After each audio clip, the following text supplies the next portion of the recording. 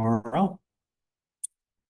No one likes to be told what to eat, and I'm not going to tell you what to eat. What I will tell you about is what is happening because of the choices that we are making, and what will happen if we don't change our food choices. And the rest I leave up to you. Okay. Yeah, okay, so before we launch to it, I have a joke for you guys to start off on the right mood. Okay, and I'm a dad, so my jokes are really corny. I apologize in advance. Okay, but the joke is, so there's a girl pig, and she went to her psychologist.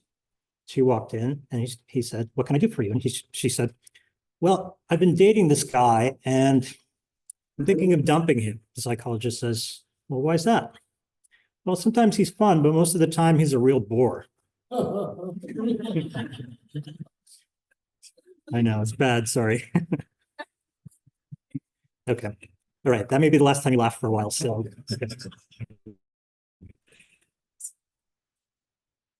Okay, so now let's talk about reality. You all know our planet is in trouble. We're in crisis. The planet is screaming for help. We see it in the news every day. We turn it on, we read about the wildfires, the flooding, the sea level rise, the extreme weather, and it's all predicted to just get worse before things get better. So naturally, it's very distressing for all of us. We all wonder, what can we do to make a difference? What can we do to help solve this problem? And it's easy to feel hopelessness and despair. Okay. Well, I'm an engineer, and from an engineering and science point of view, every problem is solvable, but you need to understand the nature of the problem first. So if we're going to solve this problem, we need to understand the true root cause and the nature of it, okay? So if I were to ask you, if you were to turn on the radio or the TV, what are they telling us? What's the big existential crisis that we are facing? Climate change. Climate change, right? That's what we hear, climate change, fossil fuels, right? That's what they tell us. What I'm here to tell you is that's a small part of the story. There's a whole bigger set of issues that they're not talking about that we really need to be aware of, okay? And to explain that to you, I'm going to talk about something called the planetary boundary study. Now, any of you familiar with the planetary boundaries? Okay, so the planetary boundary study is it's a study that's been conducted over the last 10 years, and it's done by a group of scientists in Sweden. And what they set out to answer, the question they set out to answer is, what are the key life support systems on Earth that are required for us to protect them that sustain life now and into the future, okay? And another way to think of these is, what are the issues that could be existential crises for us, okay? And they came up with 9 of them. So if you look here, I've represented them by fires, because each one of these could be an existential crisis for us. And climate change is just one of them. So we're not talking about 8 serious issues. It's a pretty big deal, right? So let me explain to you what these 9 issues are, okay? So if we start here, climate change, we're going to go counterclockwise. There's climate change. There's the loss of biodiversity. Okay, we are losing biodiversity at an alarming rate. Is it being shared? No. Is it not being shared? No. Oh, I'm so sorry. I thought it was being shared.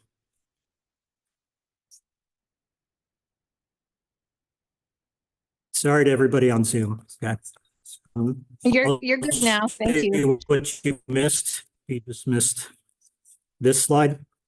And then we started talking about planetary boundaries, and we're talking about the 9 planetary boundaries, 9 issues that could all be existential crises for us at an environmental level. Okay. So what are these 9 issues? Climate change is one. The loss of biodiversity is the second one. Deforestation, the loss of forest cover, is a major issue on Earth. Okay. Freshwater depletion or freshwater scarcity. Organic pollution. How often do you hear about that? Organic pollution is an existential crisis for us. Ocean acidification, atmosphere aerosol loading, that's like particulates in the air. Ozone depletion, and then what they call novel entities, which is really man-made chemical pollution, so synthetic chemicals. A lot of that happens to be plastic, okay? But not just plastic, but other petrochemicals and things like that. So they define these 9 categories. Any one of these categories can sink the ship, okay? They also quantified where are we at this point in time with regard to each of these 9 issues. So if I'm going to turn this into a graph now, each of these issues, I'm going to put bars on to show where we're at, okay? And anything that appears inside this circle means that we're in the safe space. Anything that crosses that means we've crossed into the danger zone. The further outside of the circle, the more danger we're in, okay? So do you want to see where we're at? Okay. Doesn't look good. Doesn't look good, right? Told you you're not going to laugh a lot during this talk. 5 out of the 9 issues, or is it 6? 1, 2, 3, 4, 5. 6 out of the 9 issues, we are way past the safe threshold. Okay. It's pretty scary. The only one we hear about is climate change. Kind of strange, right? Now, if we're going to solve these problems, where do we start? We have to understand what is causing them. So we have to understand what are humans doing to cause each of these 9 issues, okay? So I'm going to go around and we're going to talk about that. So climate change, what do we understand is the leading driver of climate change? What are humans doing? CO2 and CO2, how are we putting CO2? We're burning fossil fuels, okay? in every area. Yes. Okay, so fossil fuels is the main driver, but deforestation, which has to do with agriculture, okay? What is driving the loss of biodiversity? And I already let the secret out, it's agriculture, okay? What is driving deforestation the most? Human expansion. It's agricultural expansion, actually. The greatest user of fresh water happens to be agriculture. I think you see the pattern here, okay? Organic pollution, what's producing all the organic pollution, which happens to be nitrogen and phosphorus pollution of our environment? Farming, agriculture, okay? What's causing the bulk of the chemical pollution? Well, that is a more complicated answer. That has to do with fossil fuels and agriculture and other industries. So I'm just going to say for now, fossil fuels and agriculture, okay? What do you see in common here? Agriculture, right? Why are we, when you turn on the radio, why is all we hear about solar panels and renewable energy and batteries and electric cars? Nobody's talking about our agricultural system when that is responsible for the bulk of the impacts that humans have on our planet. It's our agricultural system. So obviously we have to eat, but we're not going to solve the problems on this planet without finding a better way to grow food and better choices on what we eat. Okay. So to drive this point home, I have another slide here. This is something we all should recognize. There is nothing humans do on this planet that damages it more than agriculture. And it's not something anybody really talks about. Question? Well, there's one other thing. Yeah. Population increase. Population is an issue, but why is population an issue? Because people use resources, and those resources are a lot of agricultural resources to feed those extra people. Right? Yeah. We actually don't have time to entertain questions. Okay. Yeah. Sorry. Hold on to your questions, or maybe write them down. We can get to them I later. could invite people to chat. Okay, great. Okay, true or false? I have a question for you guys. Do you believe your personal actions can fight climate change? How many believe it's true? Yes. Yeah. Okay. How many believe it's not true? False. Now, the reason I ask this is I've read so many articles that say it doesn't matter what you do as an individual. We need governments and industry and organizations to act, and individual action doesn't matter. But the research says that this is absolutely true. What we do as individuals is essential for solving climate change and the other problems, but we also need government. It's all hands on deck situation, okay? So absolutely your personal actions matter. And when it comes to one thing that all of us can do that is the most impactful in addressing all of those different issues, what do you think that might be? What we eat? Well, kind of related to that, but it is avoiding consuming meat, dairy, and eggs and convince other people to do the same. Has anybody heard this before, read this? Yes. Yeah? Yes. Anybody skeptical about it? I hope we have some skeptics because I want to, the point of this talk is to convince you. Okay, no skeptics, so I can go home. When I first heard this, I was a skeptic. Okay.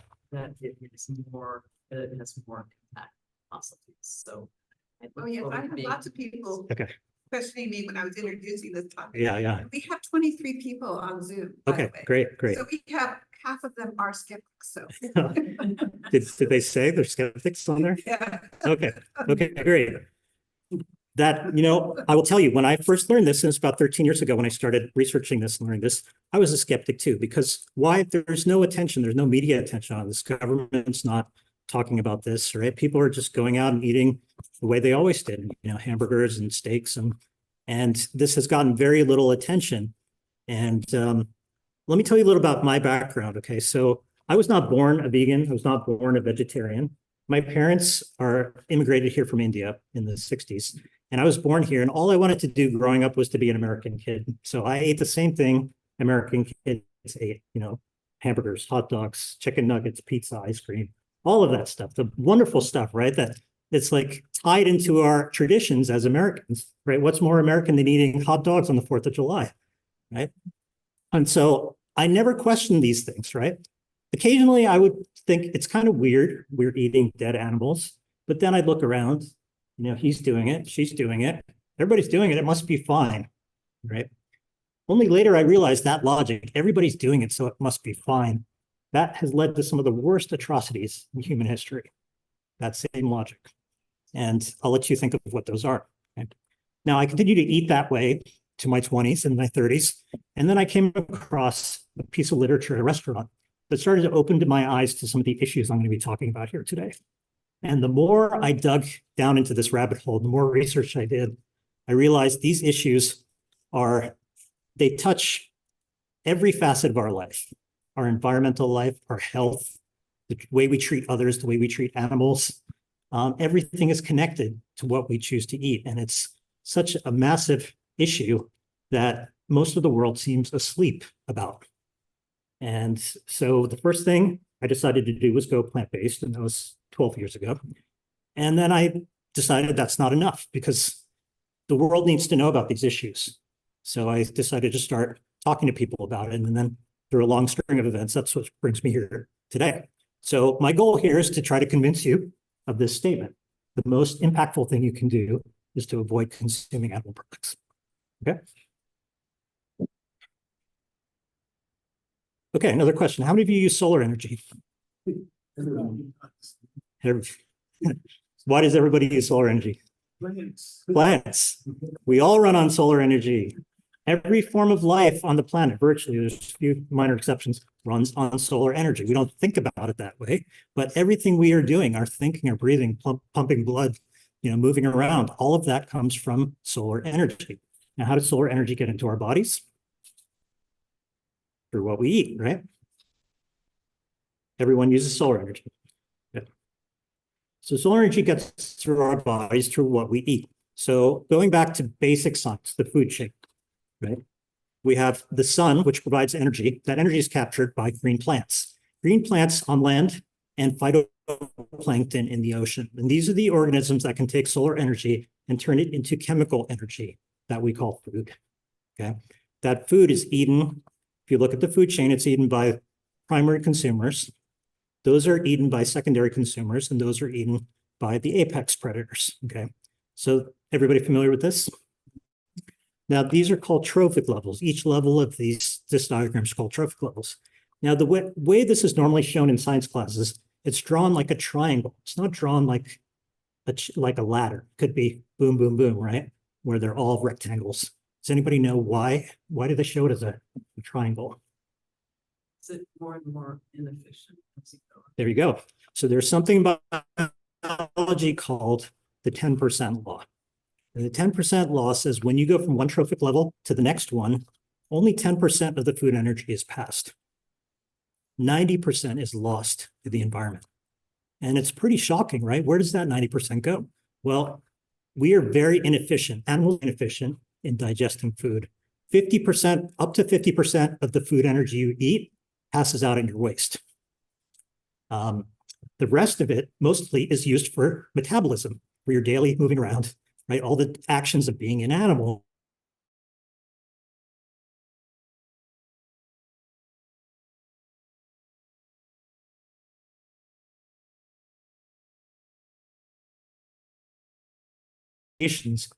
as to how we feed ourselves. Okay, so let's take this from the perspective of humans on planet Earth. Now, imagine that I convert everybody, flick of a finger, to vegetarian on this planet. We're all herbivores now, okay? It would look something like this. This is a plant-based society. We have humans, and we have the crops that we grow that feed those humans, right? Now, if these humans all decided to become carnivores, what would happen to this diagram? We'd have the same population of humans represented by that triangle, but we would have that. Humans are eating animals. Animals have to be fed. So we grow the food to feed animals. But remember the 90% loss at each level.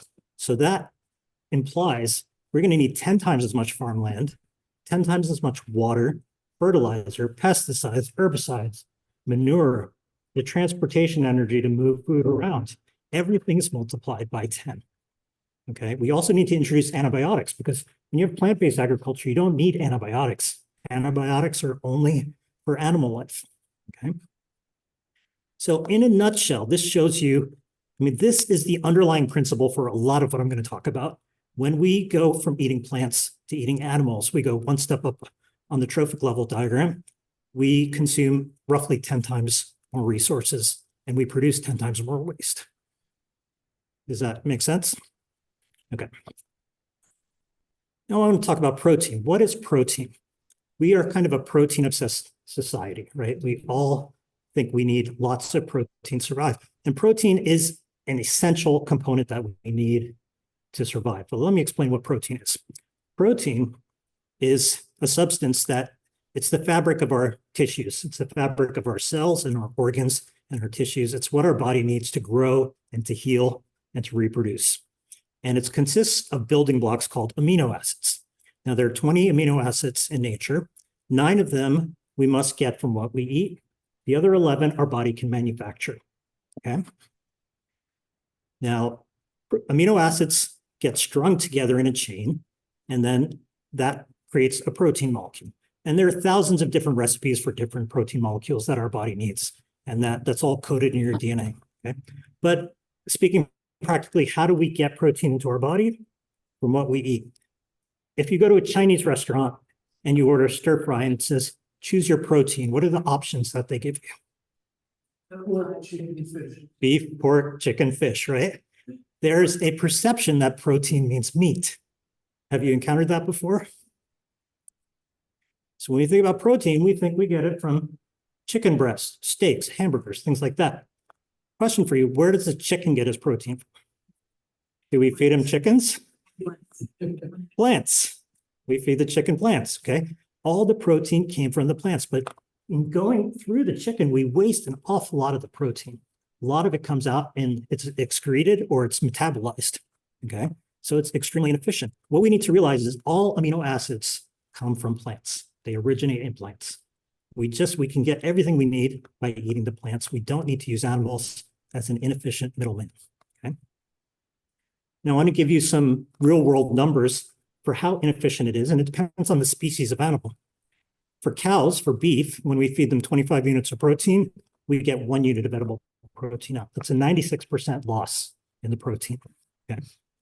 For pigs, slightly more efficient or less inefficient, I should say, is a 90% loss. And for chickens, it's about 78% loss. Okay. So, these numbers will vary a lot depending on the study, but they're all roughly, in that ballpark. Extremely inefficient way to try to feed humans, right?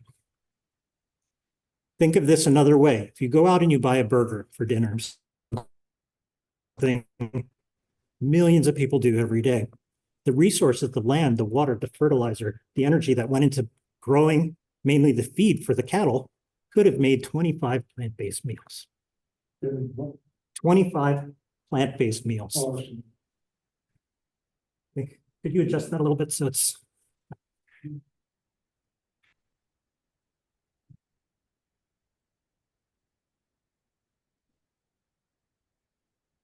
Change that to speaker view, yeah. You can change it to speaker view and then that'll. We go.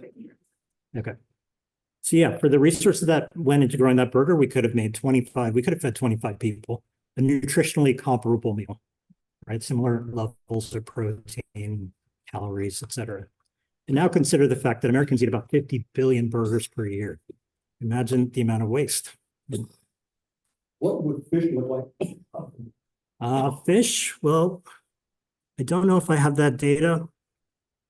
I don't have that data readily handy. Okay. But, yeah. It depends a lot also whether it's wild caught fish or it's farmed fish, right? About 50% of fish now is farmed. Okay. Um, Even if the 75%, like a chicken. If it's farmed fish, certainly it would be up there. You know, wild caught is different because we don't feed them, so you can't calculate a feed conversion ratio, right? So that, yeah.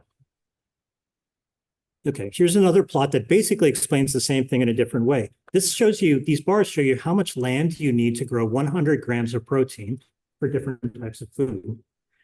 And you only have to compare the ones at the bottom to the ones at the top. So for instance, you could eat a veggie burger made of soybeans, and you can get 100 grams of protein from 1 square meter of land. But if you make it out of beef, you need 95 square meters of land, almost 100-to-1 ratio. How can we sustain 8 billion people when some people are choosing to eat foods that take 100 times as much land as they should?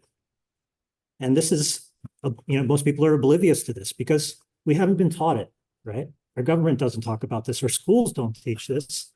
They feed us these foods. We are a huge land. We are a huge land country. Our Zoom people don't know what you're saying. So similar graph here when you talk about the greenhouse gas emissions per unit protein, significantly higher for animal-based foods. Okay, now I'm going to take you on a journey. So let's imagine we go in a time machine. We go back 1,000 years ago, and you appear somewhere on Earth, let's say somewhere on one of the continents, right on land. What are you likely to see? You would probably see trees. You would probably see abundant wildlife everywhere you look. You'd see clean water sources. You'd see vegetation, and you'd see an ocean that's teeming with life. This is just 1,000 years ago. Now, if I bring you back to the present, and I plop you somewhere on land on the planet, you probably see this. And you've all seen this from an airplane, I'm sure, right? But I'm not sure you appreciate how much of the world we have turned into farmland.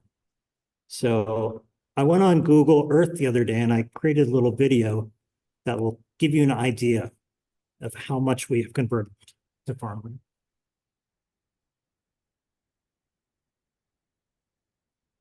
A bit hard to see with the focus here, but folks on Zoom can probably see it. It's a patchwork quilt, a continuous patchwork quilt of farms and pastures.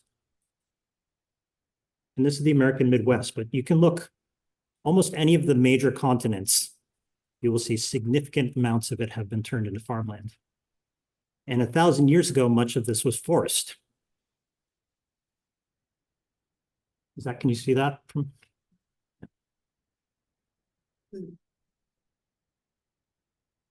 For instance, the state of Iowa is almost continuously converted to farmland.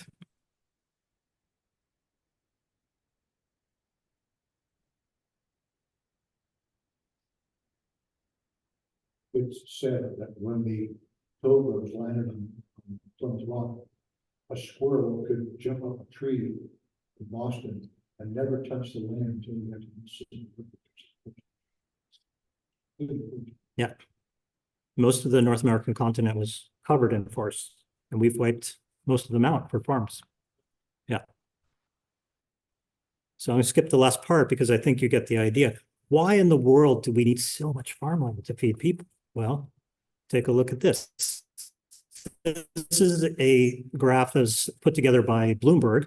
And what they've done is taken the land that we use for different purposes and accumulated it in continuous spaces. And what's the thing that sticks out in your face? Cow pasture and range, okay? So cow pasture and range is actually responsible for the most deforestation and the most biodiversity loss in the United States, cattle grazing, okay? You can see it's the biggest single use of land in the United States. And if everything I've outlined in red is, is grazing land as well as crops for livestock. So livestock feed, you can see that's mostly soybeans and corn. If you go to the Midwest, you'll see miles and miles of soybeans and cornfields. Those are all to feed animals, not to feed people. Now compare that to the land where we grow food that's directly fed to people.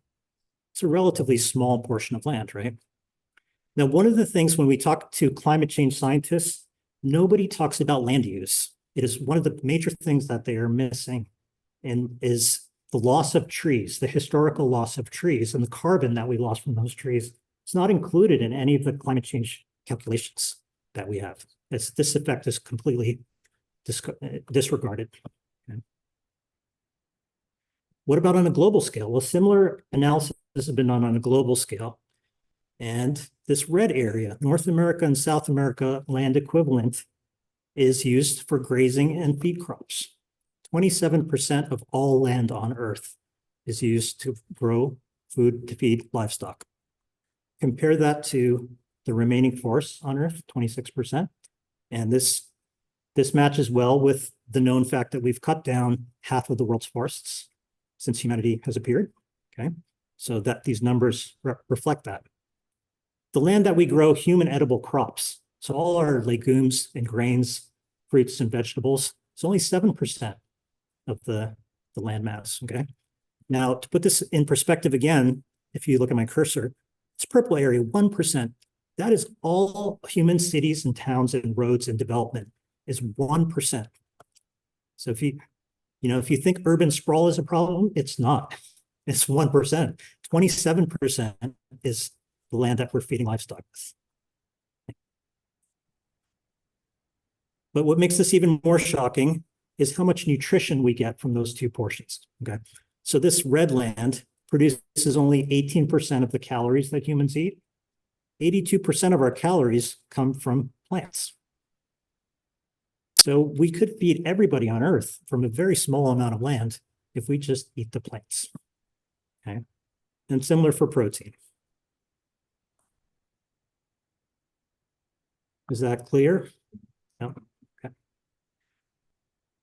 Okay. So the last fact on this point is, if magically we could people stop consuming meat and dairy, we could reclaim land area equivalent to the United States, China, Europe, and Australia, all of that land. So think of what we could do. We could reforest it, right?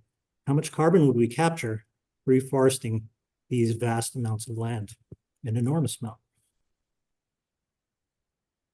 And we could still feed everybody on Earth.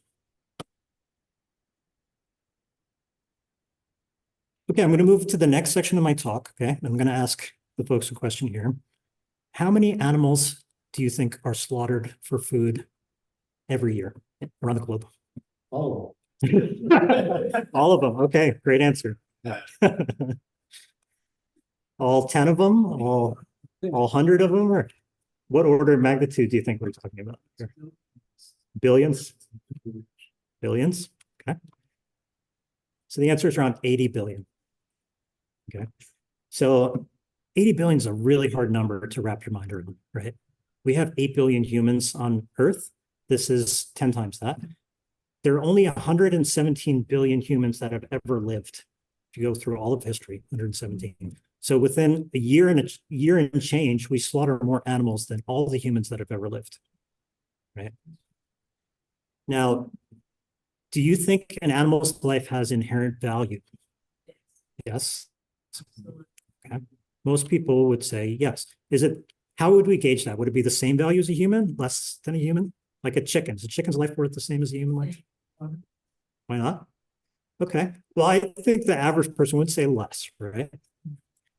So I just want to do a thought experiment here. Let's say a chicken's life is worth, what, 10 times, 100 times, maybe 1,000 times less than a human, okay? If we put that into this equation, this would be equivalent to killing 80 million humans a year. And it doesn't even make the back page of the newspaper.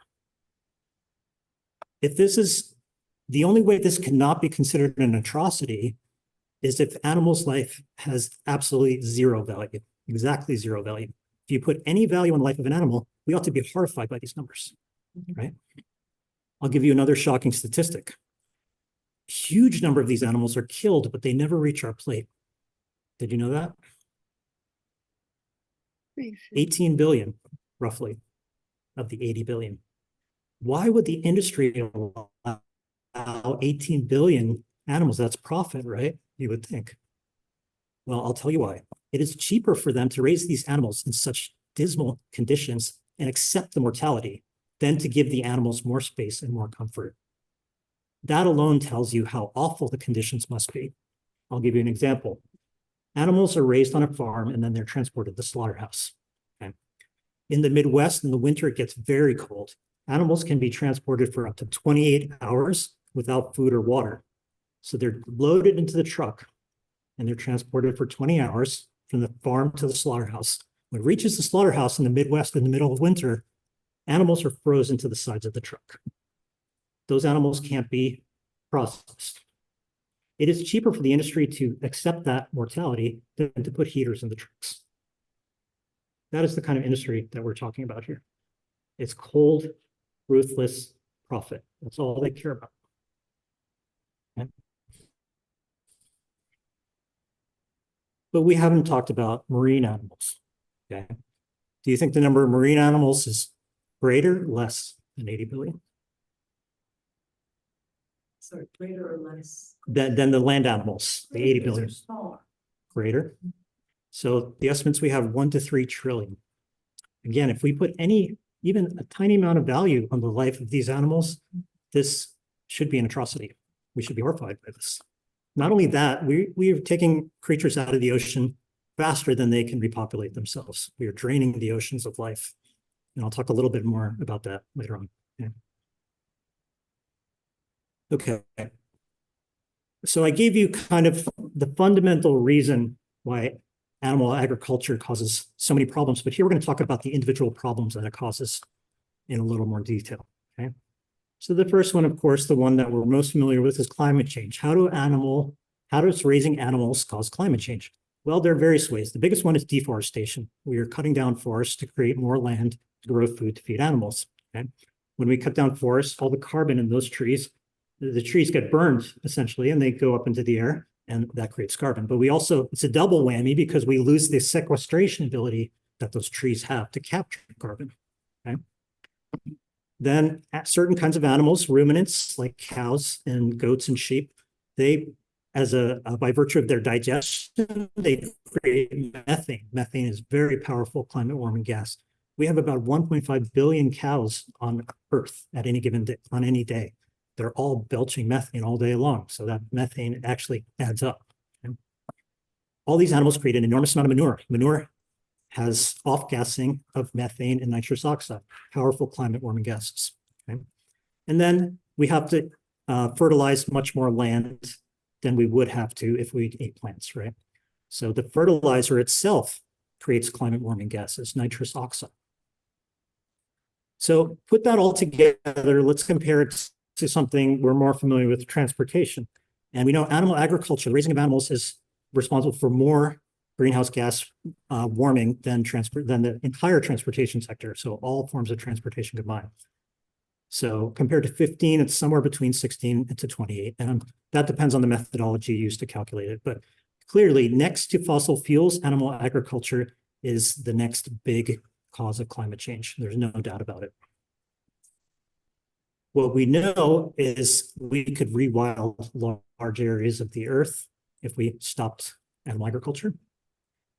And we also know that we cannot stop climate change without addressing this. Even if I turned off fossil fuels today, we can't stop climate change exceeding 2 degrees centigrade unless we address agriculture, particularly animal agriculture. Okay. Deforestation. The leading cause of global deforestation is animal agriculture. Primarily, it's beef ranching. So we're losing, every second, we're losing 1 to 2 acres of rainforest somewhere in the world. The majority of that is for beef. Why are trees so important? Capture carbon. That's the main reason, but also they provide habitat, shade, shelter for animals, right? Interesting fact, about 50% of the mass of a tree is carbon that it took from the air, right? So a tree is basically it's our best technology we have for capturing carbon. We have all these smart people who are inventing machines to suck carbon out of the atmosphere. We have the perfect machine here, right? Why are people spending time on this? What we need is land. We need land to put these trees on. We don't need carbon sucking machines, right? Stops erosion. Stops erosion, exactly, soil erosion. Amazon fires, so the Amazon rainforest. We hear a lot about, oh, the Amazon is dying. Why is it dying? Does anybody talk about that? Not usually. The reason is beef. Amazon farmers are cutting down the rainforest. 80 to 90% of Amazon deforestation is to create pasture and cropland to feed cows. And we can't just blame this on the Brazilians. They export beef all over the world, including the US. We're culpable, right? We can't just point the finger and say, you know, shame on you, shame on us too. Mass extinction, animal agriculture. When we tear down rainforests, we tear down natural habitats, all the animals that live there go away. So by association, animal agriculture is the leading cause of species extinction. We're losing about 100 to 150 species every day because of habitat loss due to animal agriculture. Now, I'll give you another indication that shows you clearly. If I took all the mammals that are left on planet Earth, let's say I sorted them by species, you know, cow, pig, goat, whatever, and I put them each on a scale, and then I plotted what that looks like, you would see humans, which are mammals, 36% of the mass of that, okay? Livestock, cattle, pigs, sheep, and goats are 60% of the mass of all mammals that remain on Earth. What's the last 4%? All the wild animals that exist. More than anything, this shows clearly how it's our livestock that's pushing nature into oblivion. We are squeezing out all the wild animals, all the bears and the wolves and the lions and the giraffes. They all fit in that 4% slice, and that's getting smaller by the day. Water usage. We've had drought. We don't have a drought now, but we've had drought. We'll have drought again. The meat and dairy industry use 1/3 of the Earth's fresh water. Okay, let me put this in perspective. In the United States, all domestic water use, so shower water, washing your clothes, irrigating your lawns, everything we do at home with water is 5% of the US freshwater supply. Raising food for animals, 55%. Yet when we have the drought, what are we told? Let your lawn go brown, shorter showers. Why does anybody say, look at what's on your plate, look at what you're eating, look what you're drinking?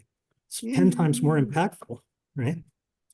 To illustrate that, a hamburger, the water that goes into a hamburger is 1 month of shower water. The water that goes into a gallon of milk is 2 months of shower water. Again, nobody's talking about it. This is the almond industry, the big. Almonds use a lot of water, but comparatively to meat and dairy, no, much less. So almond milk will use about 500 gallons of water to make 1 gallon of almond milk, which is a lot. Dairy is twice that, though. Also, almond trees sequester carbon. Almonds don't make manure, and almonds don't make methane. So in a lot of ways, and you don't have to get almonds pregnant to get, which is something we'll talk about later. But No burping. no burping, no belching, yeah.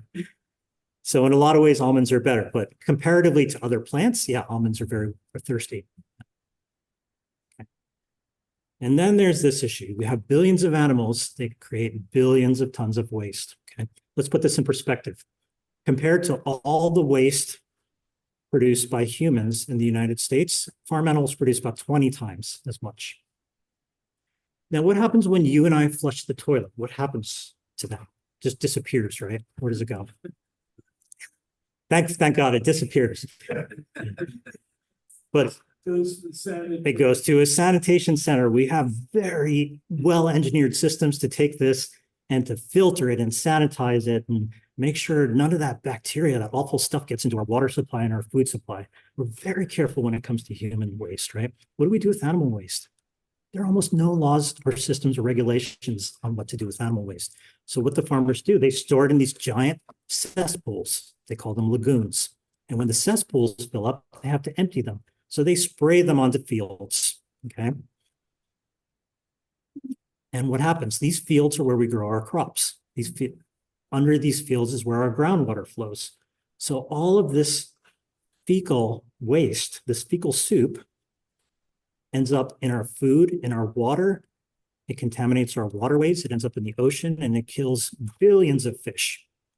So the leading cause, this is where that organic pollution issue comes from that we talked about before.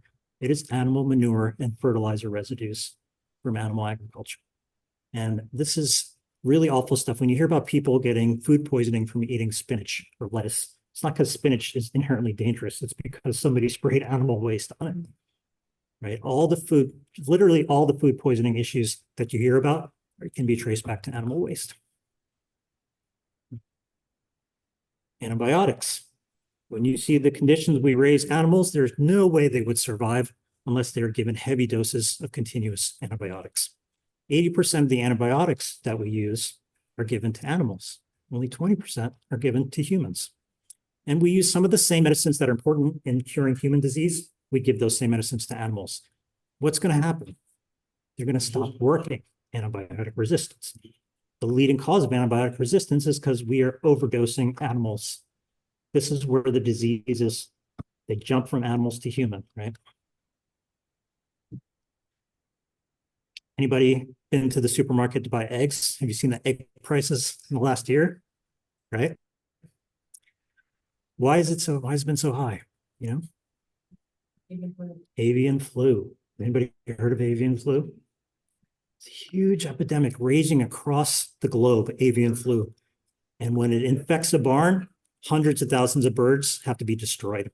Over 52 million birds, actually, this is over 60 million birds now, have been, they call them destroyed, but really, you know, they slaughter them in really horrible ways because they get infected. And that's why your egg prices have been so high. When you have so many animals in such a small space, it is a breeding ground for disease. There's no way to stop disease, right? That's where disease is going to breed and it's going to mutate. We jump from bird to human already. Only thing that's preventing this from being a pandemic is it hasn't gained the ability to go human to human, right? So some farm workers have gotten bird flu, but thankfully it hasn't mutated to jump from human to human. Someday it will. As long as we keep raising animals in these conditions, we're begging for the next pandemic. And this is not an isolated incident. You can see every year there's some sort of outbreak on farms where some disease gets out of control and they have to destroy all these animals. Let's talk about world hunger. We have 800 million people who live in constant hunger in the world. And it's not because we can't grow enough food. Part of it is because we feed most of the food to farm animals instead of people. How do we look at these people, these starving people, and say, we grew enough food to feed everybody, but we gave your food to cows, pigs, and chickens? Because that literally happens. So this is not just a travesty for animals, it's for humans too, in many ways. In fact, if on plant-based diets, we could feed up to 12 billion people on this planet with no problem. And finally, this is a very brief introduction to what is a really, I wish I had more time to talk about the oceans, but the bottom line is the oceans, we have ravaged the oceans. The way we fish the oceans is so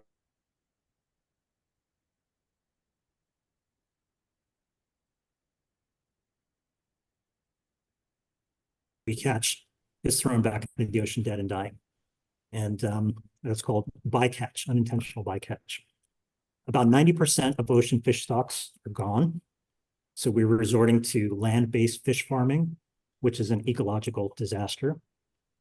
So the bottom line message here is the idea that there's sustainable seafood is a total myth. It's a lie. When you go to the store, you go to the restaurant and say sustainably caught, don't buy it. It's not true. Okay. And along the lines of misinformation, there are lots of labels. Have you seen these labels in the supermarket? Grass-fed, organic, free-range, sustainable. Do these really mean anything? Not really. No. The majority of them, they don't have any official definition, so they can make it mean whatever they want. The ones that do have an official definition, they're really minor changes on the status quo. They're not meaningful. This is marketing. This is engineered to make you feel better about what you're purchasing, but it's not meaningfully better in the way that they're making it. Free-range chicken has 1 square meter Exactly. restriction. So what we call this is meat industry greenwashing. Again, I encourage you not to fall for it. And finally, on misinformation, what we have to realize is the meat and dairy industries, they're just like big tobacco and big coal and, you know, the fossil fuel industry. They have their fingers in all kinds of government agencies and academics and our medical system and our schools. And the information that we are fed, they're very effective at hiding their environmental impact and also their impact on our health. Okay. So we have to be as vigilant with these industries as we are with big tobacco and big coal and big fossil fuel. They're extremely powerful. Okay. So this is something many people aren't familiar with. I don't know how this red streak went down on my screen, so I apologize for that. How are we doing on time? We are not much. We Yeah, st- yeah, we started. We started late, yeah. But, Yeah. but how much more time do you give? 15, 20 minutes. Can, Can we skip a little bit? yeah, Okay. and we don't have time for the video. The video, for okay. sure. No Yeah. problem, no problem. Okay, I'll get to the rest pretty fast. I think, Okay. We'll have to have feedbacks. no problem, no problem. Yeah, We do have 25 people on Zoom, so just to let you great. know, and so when people comment, maybe we could sort of repeat what the conversation is. yeah, great, great. Okay, so here I want to change tracks and talk a little bit about the reality of animal farming, okay? And I want to start with the fact that I believe, and you can tell me if you agree or not, we are naturally compassionate individuals, creatures, humans, right? We were born with a natural compassion. Like, how many of you have had companion animals? Yeah. How many of you loved animals growing up? Almost every child, right, loves animals. They're our best friends. They're our kindred spirits. We see the same innocence and vulnerability in these animals that we have ourselves, right? So they're natural partners, right? And if you ever met a child who harms an animal, we say there's something wrong with that child, right? We say they're potential sociopath, okay? But then as we grow up, we start to give our children mixed messages, right? We read stories that emphasize the value of animals' lives and protecting animals like Charlotte's Web, and then they go home and they eat pork chops for dinner, right? So they start to get this. I can imagine why kids get confused, but we start to say, okay, we're not serious about what the message here, right? And then we start to partition which animals we should care about and which ones we should consider food, okay? We say we should love and protect dogs and cats. They're members of our family. But cows, pigs, and chickens, they're here to be used and to be eaten. And this is reinforced by media, by government, by school, by our parents, by our religion, by our culture, this message, right? And so, of course, this sets in. Most people come to believe that it's fine to do this, but it's an arbitrary distinction. If you go to other countries, people eat dogs and cats. People don't eat pigs in some countries. So it is a cultural thing that we learn. It has nothing to do with the moral worth of these different species, right? But at the same time, when we buy animal products, we want to believe we're doing a good thing. We want to believe these animals were treated well. And so that's what the marketers latch onto. When you go to the supermarket and they show us the labels with the animals, you know, in the green grass rolling around, getting belly rubs and, you know, just being treated like they're having the time of their life. And we think, okay, happy cows come from California. I'm going to buy this cheese. Looks good. This is an illusion. This is a lie created by marketing people. No offense, Jan. The reality is that more than 99% of farm animals are raised in factories, factory farms. They're also called CAFOs, concentrated animal feeding operations, okay? And these are literal factories for raising animals. I'm going to speed along here a little bit. Okay, there's a video I'm going to skip. But the standard practices, you can imagine the way they raise animals is like they manufacture widgets on an assembly line, right? There's no regard for the fact that the animal can feel or think or feels pain or suffers or has desires or wants. What we've done is we've turned living beings into commodities. Just like we were making pencils or toothpicks, or because we manufacture these on the same scale, we make toothpicks. We make billions of toothpicks a year. We grow billions of animals, and we treat them with the same care. One thing I want to point out that most people are not aware, dairy and egg are two of the worst, the cruelest of the industries. And most people think dairy, you don't have to hurt a cow to take its milk. It just wants to give its milk, right? That's kind of what we are taught. The reality is animals don't make milk unless they are lactating for their babies. Okay, lactation starts after a mammal is given birth. And so the dairy industry, to make the milk, the animal has to be forcibly impregnated. When the calf is born, of course, the calf wants to nurse, but the milk is for us. Calf is taken from its mother's side within hours of birth. And I've been to these farms and I've seen the separation, and it is heartbreaking because the mother will be sniffing and stamping and snorting and chasing after her calf, and the farmer's dragging it away in a tractor. And the calf still had its umbilical cord hanging out. And then her milk starts to flow. They milk her for all they can. When the milk production goes down, they make her pregnant again. They take her next calf. They do it again. They take her next calf, and they do it again until her body can't take it anymore. And at that point, they send her to the hamburger factory. So can you imagine someone treating us like that, and another species coming and exploiting us for our breast milk? That's what we do to these poor animals. What happens to the calves? If you're a male calf, you're going to be killed either within hours of birth or within weeks of birth, because male calves have no utility. Female calves will be kept to be the next generation of milkers like their mom. So it's a really horrific system. I wouldn't wish it on my worst enemy to be a dairy cow. The egg industry, again, what could be cruel about taking the chick's eggs? Well, that's one of the cruelest industries. And this industry, there are many different cruelties, but one of the big ones that gets me is that they give birth to thousands of chicks that they don't need because they are male. They're trying to produce egg-laying chicks, but you get a lot of males, and the males have no value to them. So they're put on a conveyor belt and sent into a machine that grinds them into a pulp while they're still alive. And this happens every day to almost 1 million chicks in these hatching factories. We have to remember it's not just animal cruelty, there's human cruelty in this industry in terms of the people who work in the slaughterhouses. How many of us would be willing to work in a slaughterhouse? Those jobs don't go to people in affluent societies. They go to people on the margins of societies, ex-prisoners, immigrants, undocumented workers, people who have no other choice. And when you have a job like that, it may be something like, you may have a job that involves stabbing struggling pigs in the throat for 10 hours a day repeatedly. It's not only physically taxing, but is mentally traumatizing, right? These people who take these jobs, they suffer from PTSD, from desensitization to violence, and they take that violence home with them. It changes them in horrible ways. Just like people who go to war, they suffer the same kinds of conditions people go to war. So we have to remember there's about 500,000 slaughterhouse workers in the United States.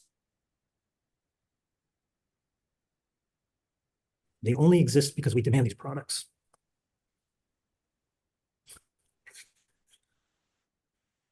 With a quote, and the quote here is from the Russian writer Leo Tolstoy. As long as there are slaughterhouses, there'll be battlefields. His observation is this is an unjust system to humans, to animals.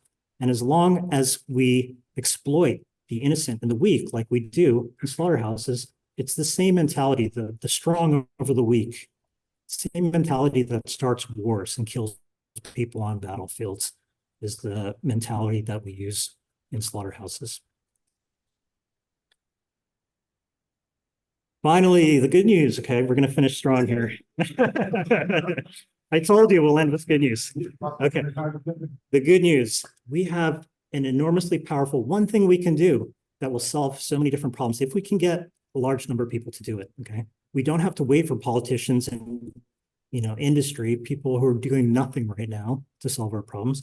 We don't have to invent carbon-sucking machines or other technology. We don't need to spend a lot of money. We already make this powerful choice 3 times a day. And we can solve many of our biggest problems with one tool, which is your fork. More good news, eating plant-based is good for you. Study after study. I don't know if you've seen on Netflix, there's a new documentary called You Are What You Eat. Yeah. Eating plant-based is good for you. There's study after study is proving this. You know, you see the World Health Organization, the more meat people eat, the sicker they get, especially in their adulthood, right? The chronic diseases that we face, heart disease, obesity, diabetes, all related to bad, poor diet and high meat and dairy diets, okay? Kaiser Permanente is recommending all their patients go to plant-based diets, right? We see significant reduction of disease. Show you these are numbers from 2020. You look at the two biggest killers of Americans are heart disease and cancer. People went to plant-based diets, so we could reduce those by a third to a half. Imagine how many lives we could save. Big question you get as a vegan, where do you get your protein? Remember, all protein originates in plants. You get it from beans and lentils and legumes and peanut butter and chickpeas and tofu and seitan, you name it. There's no shortage of protein in a vegan vegetarian diet. As you can see from these people, okay? They're world-class bodybuilders and athletes who are completely plant-based diet.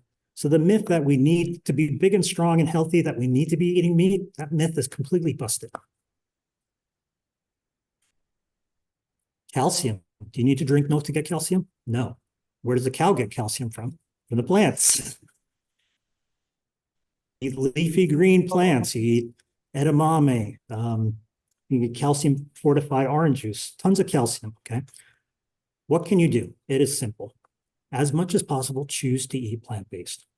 Does that mean all of us, you have to go vegan overnight? I would love it if you did. It's probably not going to happen, okay?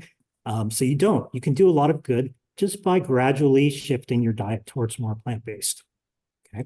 You don't have to be 100% vegan to do good. You don't have to do yoga. You don't have to wear tie-dye. You don't have to meditate, okay? Just change your diet incrementally. Here are two ideas. Can you choose one meal a day where you exclude animal products? That's a pretty reasonable ask for lots of people. Easy peasy. Can you choose 2 days a week when you completely exclude animal products? Or make up your own schedule. Make up something that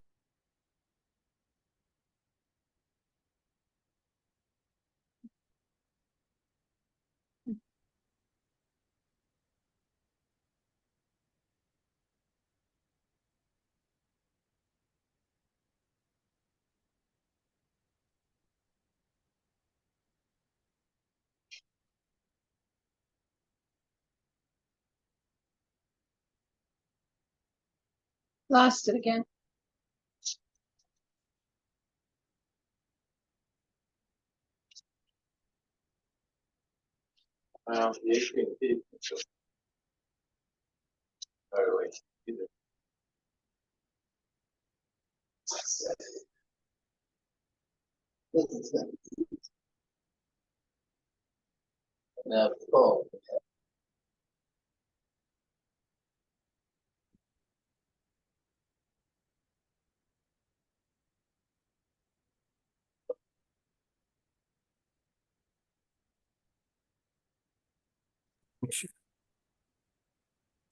You're back.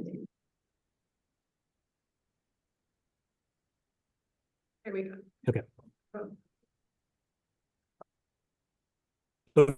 Okay, my point was here is pay attention to that page that says vegetarian options when you go to a restaurant and try to choose something from there. You may be pleasantly surprised how delicious they are. Okay? And when you cook at home, you know, often use ground beef or you use sausage or something like that. There are plant-based substitutes readily available. You just have to get out there and try them. Some of them are better than others. You may not like all of them, but you don't know until you try, right? So if you're going to use ground beef, for instance, go get Impossible beef and substitute it 1 for 1. It's very easy to do. There are lots of challenges and websites to help you guide you towards a more plant-based diet online. I can give you these links later. And when you cook, just go to Google, so easy, and say vegan version of whatever you're cooking. I guarantee you'll find a recipe. And sometimes it's as simple as swapping 1 or 2 ingredients and boom, you have a vegan version of what you're making. Diana has made some wonderful vegan desserts here tonight, and I think they're fantastic. Lastly, and perhaps most importantly, teach people about this. We're not going to solve these problems unless we have widespread awareness and widespread change. It's not enough for us to change. We have to change the world. Okay? So I encourage you to get out there, talk to your family, talk to your friends, talk to your communities, and spread this information. And that's the end of my talk. I want to leave you with a quote from one of my heroes, Albert Einstein. And Einstein was not a vegetarian for most of his life, but he wrote a lot about the relationship between humans and animals. And he felt that we ought to stop eating them. And he became vegetarian at the end of his life. He wrote, "Nothing will benefit human health and increase the chances of survival on Earth as much as the evolution to a vegetarian diet." And I agree with him. Smart guy.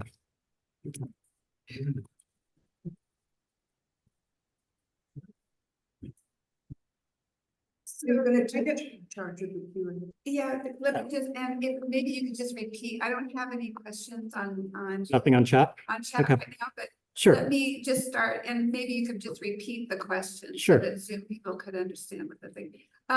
My question is, I love Impossible Burger. Okay. So, but I do question after your talk that we're getting the most protein out of green vegetables. So what happens when something is processed, like Impossible Burger or flax milk or any of these things, because they have to be super processed before they can, you know. Great question. So there's a lot of discussion You lately. could repeat a Okay, little bit. sorry. Yeah. So the question was, Diana was saying she loves Impossible Burger products, but she is concerned about the fact that they are processed and they may not be, you know, in their natural vegetable form or plant form. And so what do I think about that? Did I capture that? Yes, thank you. Okay. So there's a lot of discussion about processing of food and ultra processing food, and a lot of I would call it slander almost that comes from the meat and the dairy industry against plant-based meats, saying they're ultra processed, they're not healthy for you. If you really look at the ingredients, they're pretty basic ingredients and they're just ground up and mixed together, right? It's almost like making a milkshake or a smoothie. That doesn't make it unhealthy to grind up ingredients and mix them together. The ingredients in the Impossible Burger are soybean flour and coconut oil and some potato starch and a few other things that are not scary at all. They're normal, you know, pretty normal ingredients. They do use a version of heme, animal heme that's bred in plants. So there's genetic engineering involved. Some people are concerned about that, but I would be wary of saying anything processed is necessarily unhealthy. But they're cooked and not fresh greens, right? That's kind of my point. Is that they're, Oh, the cooked? yeah, they're cooked. Well, you eat a lot of cooked food probably, right? And so that's what I mean by processing. By cooking the vegetables, are we getting less protein than we would if we were eating the green vegetables? No.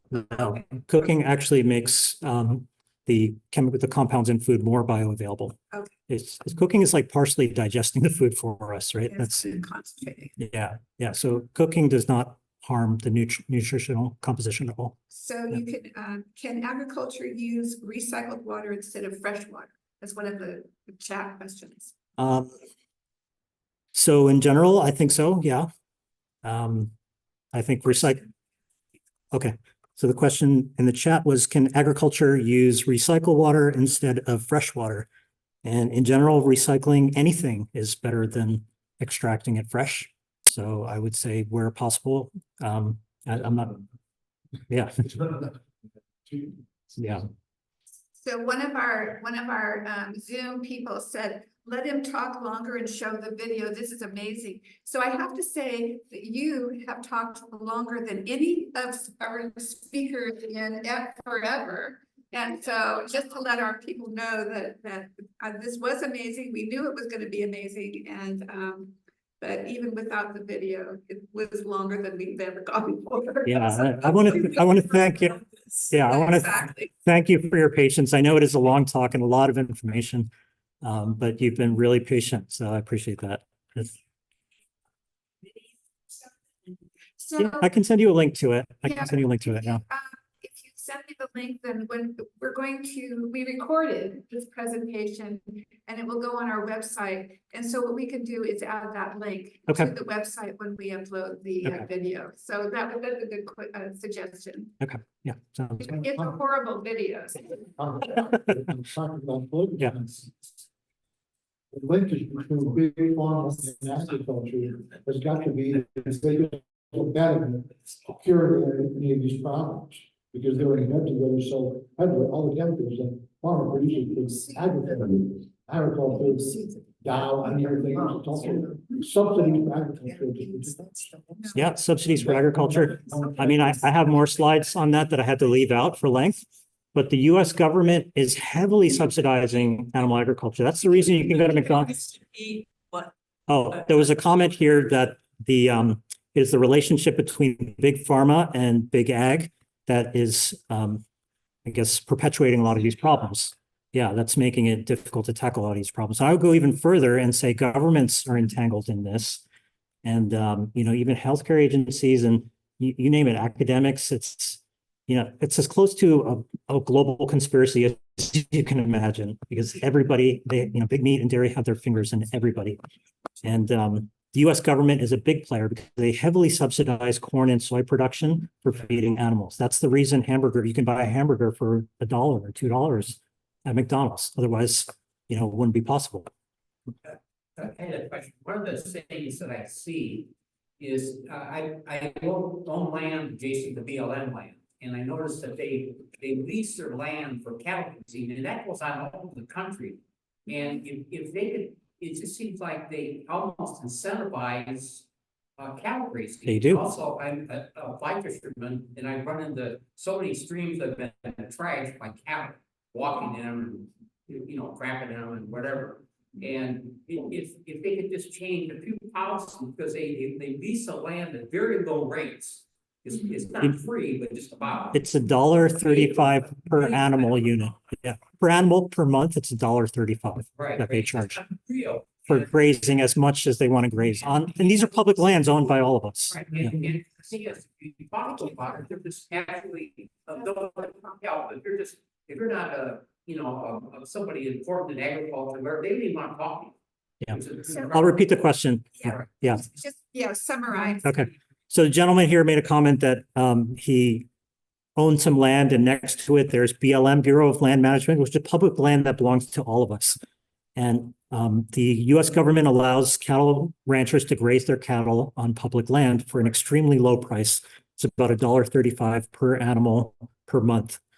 And they can eat all the grass they want, and they totally trash the ecosystem. More than that, the US government comes and they have a division called Wildlife Services. They will come in and exterminate anything that is a threat. This is our tax dollars pay for this. They come in and kill wolves and bears and that's going on right now. and horses. Montana, Wyoming, Idaho, and several states in the area, they want to exterminate all They want to exterminate it, and it's because to protect the cattle. So cattle are pushing everybody else. Wild horses are getting exterminated.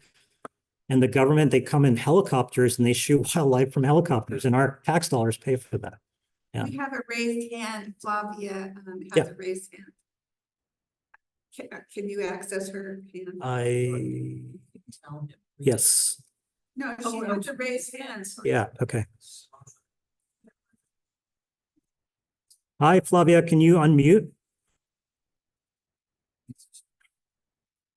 There, can you hear me okay? Can you hear me? Here she goes. Can you hear me okay? Go ahead, Okay. Flavia. All right, thank you.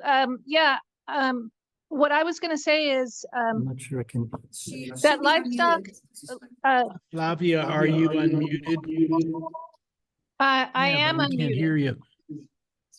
Okay, I'll put my question in the chat. Maybe because I have my sound off. Okay, I have I'm gonna mine try on, but again. I'm Can you not, hear me now? hearing her. Okay. Flavia, try. Okay, I'm trying again. Can you hear me yet? Here we Yes, I go. can hear you now, Flavia. Sorry about that. Okay, thank you. So I know that livestock play a very important role on a small farm because their manure, it helps to build really good soil and compost.